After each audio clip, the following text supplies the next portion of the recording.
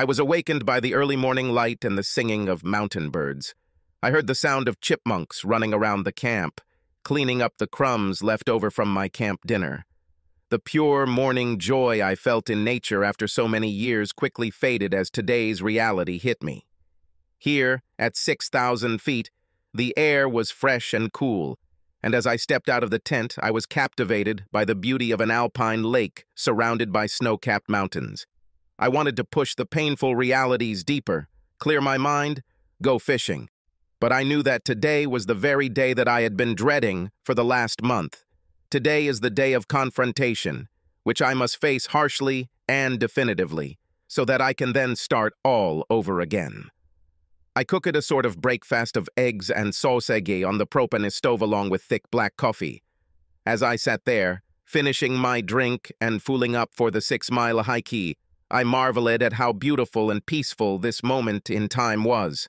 I reminded myself that yes, there is beauty and enjoyment in life if you just keep moving forward in the right way. I knew I would definitely return to camping, hiking, fishing, and sailing, my old hobbies, the ones I put aside for 23 years of marriage to the love of my life. Well, now I will say that this was the woman I once wholeheartedly considered to be the love of my life. I'm an optimist. I hope there will be another one at some point. The walk down was pleasant and uneventful, and I didn't encounter anyone on the trail until where I parked. I packed my car with my gear and started driving out onto the main highway. I turned my phone back on after being unplugged for the last 3 days and knew that when I got within cell coverage, the texts and emails would begin. As I pulled onto the 2-lane paved county road, I heard the first beep of the message and looked down to see that it was my 21-year-old son, Ryan. Ryan and I were not only father and son, but became best friends and confidants, going through the trials and tribulations of his tumultuous teenage years and emerging with respect and a strong mutual love. Ryan's message was short and to the point. Dad, I love you and support you. Good luck today and stay positive. Somewhere, someday, there will be a light at the end of this tunnel. His words of encouragement brought tears to my eyes and helped strengthen me in what I had to do. The next message I opened was from my daughter, Krista, and it was also a promise of support and love. Dad, how I wish I could be with you, hug you, and tell you that everything will be fine. You are the best father we can imagine and always put us first. Now you have to put yourself first. No matter what happens, you need to know that Ryan and I love you and will always be here for you. Krista had always been a daddy's girl, and although she was the spitting image of my beautiful wife Linda in her younger years, Krista had my sense of adventure, love of the outdoors, and crazy sense of humor, none of which Linda possessed. At least I was blessed with children that I loved, respected, and who would be the best legacy I would ever leave behind at the end of what I hoped would be a happy and fulfilling life again. I stopped to take a breather to carefully review my messages, emails, voicemails, and missed calls. There have been 10 missed calls from my wife in the last 3 days. The first 7 or so were probably from her 3-day banking seminar and supposed business trip to Vegas, and the last 3 seem to have been after she returned last night and then again this morning. I can imagine how angry she was when I wasn't at the airport to pick her up and when I didn't answer her calls or texts. I didn't bother with voicemails. I deleted them all and went to my inbox. Of course, Linda wrote to me about 20 times in the last 3 days, and again I did not answer them. I skimmed through them, with the first few being her declaration of her endless love for me, what crap, I thought, probably out of guilt, and the last few being toxic, full of resentment because I didn't answer my calls and left her waiting at the airport for over an hour before she finally realized I wasn't coming. The last message from her was simply, WTF Jack, all in caps. How our relationship had changed over the past months, although I don't think she even understood how the spark of love in me that had always burned for her began to slowly fade away. Has she really drifted away from me that much over the last treacherous 4 months? Had she really lost all conscious thought about me, about my feelings, and about the pain in my eyes? which I was surprised she did not see. Did she so easily forget about her children, about our family, and about the love we shared for so long? It was perhaps even more depressing than her novel. Linda was beautiful at 44. She had incredible curves, slender legs, pert and firm breasts, and she knew how to work her body for any occasion, whether flirting at a social event or playing the role of a rising star banking professional in a trust department of the U.S. Bank of Commerce. I was always proud to be seen with her, and I loved the way men looked at her, barely able to contain their lust and avert their eyes. Knowing that she was mine, and that we were forever woven into each other, gave me a huge boost of self-respect and selfishness as we passed lustful onlookers. I told her how beautiful and desirable she was, but she always protested that she was getting old and no longer felt as young, energetic, and sexy as she used to. I could tell it was bothering her, and I tried to reassure her that her light was getting brighter, not dimmer, but she simply ignored my compliments, saying, "You just have to say it because you are my husband and you love me." Anyway, her underboss, John Monroe, somehow became a new light in her life, at least sexually. Now, obviously, I was considered as a somewhat boring but reliable best friend. Although, for me, we even stopped being friends, but again, Linda didn't notice this. John Monroe, the wealthy vice president of the trust department, was thin, tall, and so self-confident that I found him obnoxious the several times I met him. But Linda considered him the epitome of a great leader. At least that's what she said when we discussed her work life and him, but that too suddenly stopped 4 months ago. Looking back, I now believe that this was the beginning of her affair, the beginning of the end of 23 years together. I brushed aside my depressive thoughts, looked at my phone again, and deleted all her messages with an angry growl, then moved on to other emails. My lawyer informed me that everything is ready to go according to our agreements. I also noticed that I had something in the private chat and opened it to read. The man you were interested in got into serious trouble during a robbery. 1 crushed testicle and a shattered knee. When I closed the chat, everything was automatically erased. The next email I reviewed was confirmation that my resignation from my job had been accepted and my 401k and stock options had been liquidated and the proceeds transferred to my new checking account. I'll be fine for at least a few years, although the tax sting will be painful. But I really didn't care. I needed to leave. I was about to pull out onto the road when the phone rang and I saw it was Linda. I decided there would be no better time to talk than now and equated it to ripping off a Band-Aid. This needs to be done quickly and convincingly. I pulled over, turned off the engine, and answered the phone as dispassionately as I could. "Hey, Linda, what happened? What's the matter? What the hell do you mean? First of all, where are you? You weren't at the airport to pick me up, and you weren't home all night. You haven't even left a note or answered my calls or messages since last week. What the hell, Jack? Tell me what happened." "Gee, Linda, I thought you wouldn't care whether I answered or not." "Did you see me or not? I thought you'd be glad I'm not home. This way you can get yourself cleaned up and back in character before you see me, the kids, our friends, or your parents. Isn't that how your double life works?" "What? Why do you say that, Jack? I don't understand. What double life? You know that I have to travel for work. And by the way, why don't the children answer my calls and messages? Where is our king-size mattress from the master bedroom? Last night I had to sleep in the guest bedroom. Jack, what the hell is going on? Where the hell are you? And why did you leave me at the airport? I feel like I'm in the twilight zone and nothing makes sense." "Linda, you are in that twilight zone into which you have driven yourself and our entire family." Linda's anger and aggressive verbal attack died down as her confidence must have begun to fall, and her worst fears began to surface. "What? What the hell does that mean, Jack? Where are you? And what's happening?" "No matter where I am or where I'm going, I'm out of town, Linda, and I've been too busy last week to answer your texts and calls. I have been very busy trying to figure out how to move on from the major betrayal in my current life and into my new life." Linda hesitated, and her voice shook when she heard the word betrayal, but she continued to play dumb and shouted, "Jack, are you drunk? What are you talking about? First of all, Linda, tell me how your 3-day banking conference went. Did that asshole John have sex with you every night and morning? Or just 3 nights? I heard her gasp and go silent when I said that, and it took her a few seconds to respond. What the hell are you talking about? What is John like? And why do you say that? I'm married to you.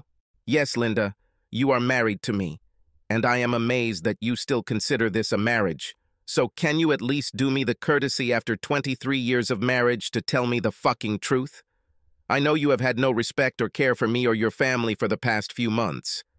But now that the lies and deceit have been exposed, how about being honest? Linda answered in a trembling and quiet voice. Jack, I don't know what you're imagining, but you're wrong. I love only you. There's nothing between me and John Monroe. Well, at least now you've admitted that you know which John we're talking about. For a moment, it seemed to me that John was not the only one there. Linda, tell me honestly, did you think you'd never get caught, or did you just not care? Why didn't you want to tell me that you wanted a divorce and loved someone else? It would be a lot easier for everyone if you had the courage to let us know before you lie and cheat behind our backs. Jack, Linda shouted, and I heard her cry. Don't even mention the word divorce. Please believe me. I love only you. Please come home so we can talk about this. Nothing happens. How can you think otherwise? Apparently, Linda was convinced I had no proof and was bluffing, so she was going to continue the charade. So you never had sex with Monroe in our bedroom on our now missing king-size mattress? No, of course not. What the hell are you talking about? Linda, wait in line for a minute, okay? With that, I pulled out a photo of John Monroe having sex with Linda while she was on all fours. She looked like she was in ecstasy, and judging by the intense expression on his face, he was obviously giving it his all. It was one of many photos and videos I received from a camera hidden in plain sight inside the dresser clock I had bought a month ago when I was warned about her affair. I sent the photo to Linda and switched back to the call. Linda, take out the photo I just sent you. Are you telling me it's not my loving wife cheating on me in my bedroom, on my huge mattress, without a condom, with her fucking boss? I heard her hang up and scream in agony. Oh God, no, Jack, please. It was a mistake. It only happened once. It didn't mean anything. It was just a fling.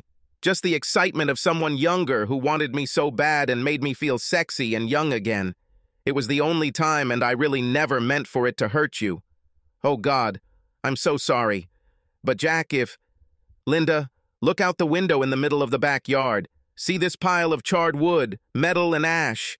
This is our fucking king-size mattress. This is a symbol of how you set fire to our marriage, how you betrayed our family, how you humiliated me. When did you hate me enough to cause me such pain? When did you decide that you no longer cared about my love or the love of our children? When did you decide that I was no longer worthy of respect and honesty?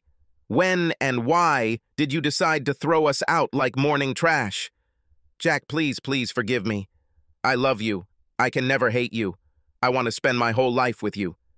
It was an accident, a terrible mistake, and only once. It was me who was selfish. You have absolutely nothing to do with it. Please, Jack, come home and talk to me. Linda, my children and I are already fed up with lies and deception. Can you finally be honest with me? So that's why the kids don't answer my calls? Jack, did you tell them and turn them against me? How dare you, Linda? I haven't done a damn thing to keep the kids away from you. You did it all by yourself. That is, you and your fucking friend. It's all you. Your selfish, self-centered attitude and your need for sex with someone else's man is what brought you into the Twilight Zone and what took our entire family and destroyed it and drove us all away from you. And no, it wasn't me who told the children. It was the children who told me. What a pity. I never would have thought that you could lie, deceive me, and abandon us so easily. At least stop lying now. This wasn't just one fucking time. This has been going on for at least 4 months, judging by the way you emotionally cut us all out of your life. And the saddest thing is that you didn't even realize it. You stopped talking to us, stopped looking at me, stopped making love to me, except for the occasional mercy sex. You disgust me! Jack, it doesn't mean anything. It was just sex, just one time, and just a brief lapse in judgment after 23 years of marriage. I want you, not John. Please believe me. Linda, wait.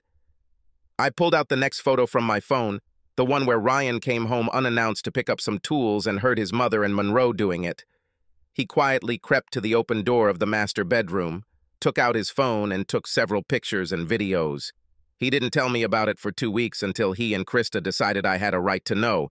So they called me and told me, and we all cried and were physically sick, watching their mother, my wife, betray her with his boss. This is what prompted me to buy a spy camera. I also sent this photo to Linda. Linda, open the phone again. This is the first time any of us have found out about you and your fucking boss. Although the way you cut all emotional ties with me 3 months before this picture, I'm sure you were lovers this whole time. Linda, Ryan discovered you first, and he took a photo of you in bed having sex. What the hell do you think your son feels about you after witnessing his mother's betrayal? Don't you realize that it turned him off, and that you lost his and Krista's respect when they looked at those pictures and tried to decide whether to tell me about your adulterous, slutty behavior? Do you think they have even an ounce of trust or respect for you now? Do you know how painful it was for them to tell me that you were a liar, and how hard it was to hear them cry as they watched you ruin our marriage and destroy our family? Just stop lying about how it only happened once, and how it hasn't been going on for months, and how you didn't have sex with him 6 or 7 times on this latest business trip. I hang up on your next lie. No, Jack, please let me explain. I heard Linda sobbing at the top of her lungs and imagined her collapsing on the floor as she finally realized that her lies and betrayal had hurt her family and herself. Oh God, Jack, I'm so sorry. Please, you must forgive me. I went crazy, but it's over now. It was just cheap and slutty sex, and it was so exciting to be desired and secretly involved in an illicit affair. I felt young and desirable again. But there was no love, and I never wanted to hurt you. But I don't know how I could not see it. I didn't even realize how distant I was from you and the children, and I'm ashamed to admit that right now I wake up and see myself as some other person from a horror movie or nightmare. And I hate myself for it, because I love you, the children, and our life together. Oh, dear Jack, please come home so I can make things right. I need to make us a family again. Linda, there is no us. We're done. You can't say you loved me after you cheated on me and caused me pain and emotional damage. You have shown that you have no respect for me, no care for anyone but yourself, and because of your lies and deceit, I will never be able to trust you again. Everything we had before is now tainted and suspicious. Have you been cheating on me with him for the last few years or 4 months? How many other men have you had? Do I need to have my children's DNA tested? Don't bother answering because I won't believe a word you say. Of course I need to get tested for STDs. You and I have nothing left. You hurt me like no other, and I could never imagine that the person I loved and bet my life on would throw me away like a piece of trash. But you did it. Maybe the kids will find their way to you eventually, but I sure as hell never will. Jack, please don't say that. I'll do anything. I'll go to a psychologist. You can have sex with other women. Please do not leave me. I lived with a feeling of guilt. I wanted to stop, and I always came back to you. It was just a pointless fling. Oh God, please forgive me. I'm so sorry. Linda, save your breath. I don't believe a word you say, and at this point, I just don't care about you or your lies. Now listen to me carefully. What is happening now? On Monday, the bank will hand you divorce papers. God, no, Jack, please don't divorce me. Please. Linda, listen to me. Your boss's wife has already received copies of the video and photos of your dirty affair when you cheated on me with him in our bedroom. So chances are you and fucking John Monroe will be stuck with each other when his wife and I both leave your cheating asses. Jack, please tell me you didn't do this. He has a wife and 2 children. Why are you going to destroy them? Wow, Linda, you just don't understand.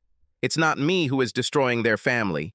You and fucking John Monroe ruined everything. Your cheap affair ruined not only my life, your life, and the lives of our children, but also his wife and children. You can be proud of yourself. You had a hand in the deaths of 8 people. Luckily for you, you're such a selfish bitch that you probably don't care." Her sobs exploded. I heard it over the phone. But I'm not done yet. "Your boss will be sued civilly for alienation of affection, although we'll have to find out which hospital he's in." Apparently, he was out of luck. Wrong place, wrong time. I heard from a friend that Monroe was mugged in an airport parking lot and ended up in the hospital with a crushed testicle and a shattered knee, so it's hard to say when he'll be fit enough to have sex with anyone again. "Stop it, Jack. Stop being so cruel. I don't care about him. I just want you. Please don't do this to us." "Listen, Linda, again, we're not here. It's hard to say whether you and your boss will still have your jobs by the end of next week because I also sent these photos to the president and board members of the U.S. Bank of Commerce, along with the alienation of affection and sexual harassment lawsuit. If they want to negotiate, I will try to keep you on the job, but I will require them to fire him for cause." "No, Jack, no. Do you really hate me that much?" "Linda, you yourself showed your hatred for me with your betrayal, lies, and disrespect. You took the love I cherished for you and tore it from my soul. I'm just trying to regain some self-respect before our lives go in different directions." At this point, Linda was crying so hard and making cries of disbelief and denial that I was not sure that she would be able to listen to me any longer. I held back my anger and felt pain and remorse for what I was putting her through, because I knew I still loved her even though I hated her. It was a very disturbing mixture of emotions that tore at my soul, but overall, I was determined to take revenge and mortally wound her for what she had done to me. "Linda, we're almost finished. Try to focus on the next few points. I took the $125,000 we had in savings and used $25,000 to pay for Krista's next 2 years of college. I will help her in the future, but for now, this is all I can afford. I'm leaving the house to you. I signed the contract in your name, and the capital will be about $100,000 if you sell it now. I'm not selling our house, Jack, and I want you to stop this madness and come back to me so we can heal. Please, for our 23 years of love and happiness, before I go crazy." I ignored this remark and continued, "Linda, if you sign the divorce, you will keep the house and all its contents. I'll keep the $100,000 that's left from our savings and we'll call it a day. If you don't agree to the divorce or start fighting it, I don't care. I won't be there to argue. Do what you want. I don't care." "We're almost done, Linda. There are a few more things I need to tell you. If you look around, you'll notice that I've moved out. I took what I wanted, and all that's left is yours. I took some photos and left the wedding photo albums with you. Save them, burn them, I don't care. I left my wedding ring on the dresser. You can melt it or flush it down the toilet, as happened with our marriage. Ryan is coming to pick up some of my fishing and hunting gear that he needs. He will come when you are not there, so do not be alarmed if you notice that someone has been in the house. He doesn't want to see you. Krista is coming to pick up all her things. She has no plans to ever live there again. She'll also like to come by when you're away, so don't be surprised if you see her room empty. The last thing you should know is that I also sent pictures of you cheating on me, your parents, my parents, and all of our contacts in both of our email databases, so you might want to work on that. What story will you tell them all? I'll be damned if I'm going to be the bad guy in this bad marriage." Her crying and screaming had now risen to such a level that I was afraid she would pass out or get hit. This had to end. Linda, one more thing. I quit my job last week and am moving out of state into the great unknown. I hope I can find someone in the future who loves me enough to stay true to the promises we make to each other. Someone who will respect me, treat me as an equal, and someone I can trust and love again. I hope that you, in turn, will be able to find what you clearly lacked. Please don't look for me. If you need me for anything, you can send a message through Ryan or through my lawyer, but I will be out of your life, and you out of mine. Goodbye, Linda." I heard her scream, "Jack, no, no, please, Jack, please forgive me."